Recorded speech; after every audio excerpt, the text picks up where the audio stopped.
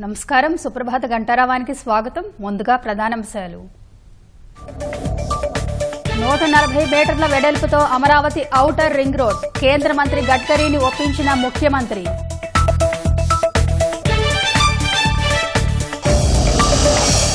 వివేక హత్య కేసులో ఫైళ్లు తెరవడానికి ఇంకెన్నాళ్లు? సీబీఐకి తెలంగాణ హైకోర్టు సూటి ప్రశ్న.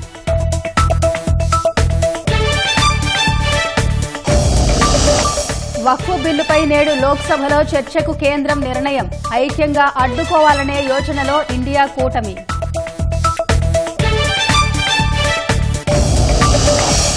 నేడు ప్రతీకార టారిఫ్ల బాంబు పేల్చనున్న ట్రంప్. బిక్కుబిక్కుమంటున్న ప్రపంచ వాణిజ్య స్టాక్ మార్కెట్లు.